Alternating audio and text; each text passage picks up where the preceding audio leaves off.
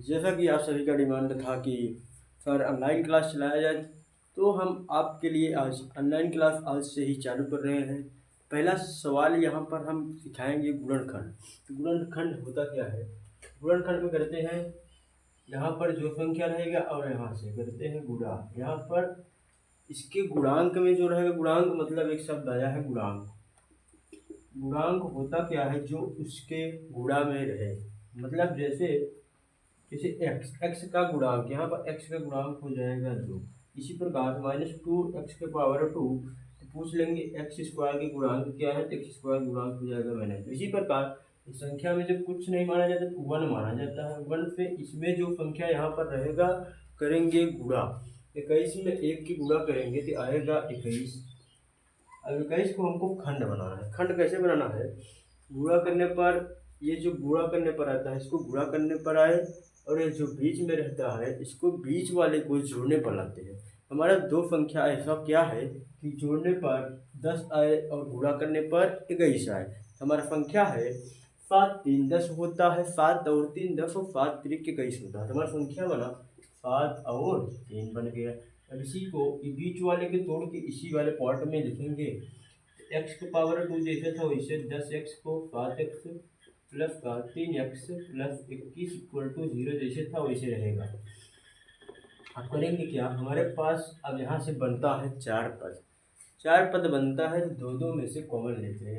यहाँ से कॉमन मतलब सिंपल भाषा, अपने भाषा में समझेंगे तो जो मिलता है। तो जैसे यहाँ पर क्या क्या मैच कर रहा है? एक्स स्क्वायर मतलब 2 बार है, एक्स गुणते एक्स, और 7x का 7 गुणते एक्स। अब दोनों में कॉमन क्या है? कॉमन मतलब दोनों में एक्स मिल रहा है। एक्स मिल रहा है तो एक्स को बाहर निकाल देंगे। बचा क्या? इसमें एक्स निकाल दिए तो एक्स बचा, प्लस का इसमें एक्स निकाल दिए 7 बचा, प्लस अब ये वाले में 3x 21 का 3 गुणते 7। ये वाले में देखो, ये वाले में 3 कॉमन है, 3 कॉमन ले लिए। यहाँ पर 3 निकाल दिए तो बचा का एक्स बचा, प्लस का 3 निकाल दिए 7 बचा, इक्वल टू जैसे 0 था वैसे आराम से सिंपल सा लगा देंगे। अब करेंगे क्या? एक बार फिर से देखो, एक x प्लस 7 फिर से कॉमन मिल रहा है, x प्लस 7 निकाल देते हैं। फिर से अब ये वाला x जैसे था वैसे प्लस 3 बराबर 0। अब करेंगे क्या? एक बार इसके मान के 0, एक बार इसके मान के 0 दिखाएंगे।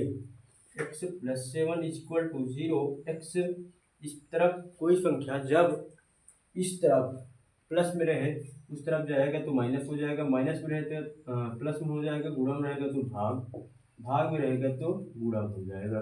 सिंपल सा। इसमें तो प्लस 7 है, उस तरफ जाएगा -7, एक्स प्लस 7 है उस तरफ जाएगा -7।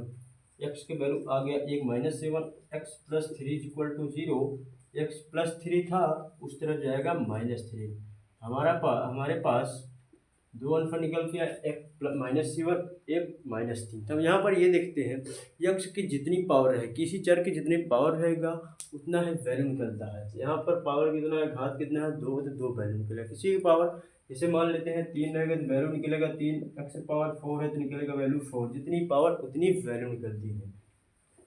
जैसे यहाँ पर एक्स की पावर क्या है, कोई नहीं है, तो मान ली +2 ऐसी संख्या दिया रहेगा तो एक्स की पावर कितना है, 1 है, तो 1 वैल्यू निकलेगा। तो एक्स प्लस 2 है उस तरफ जाएगा -2, जितनी घात उतनी वैल्यू निकलता है।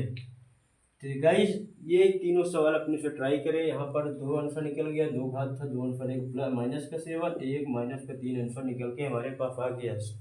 मिलते हैं नेक्स्ट वीडियो में, पढ़ते रहिए और मचाते रहिए।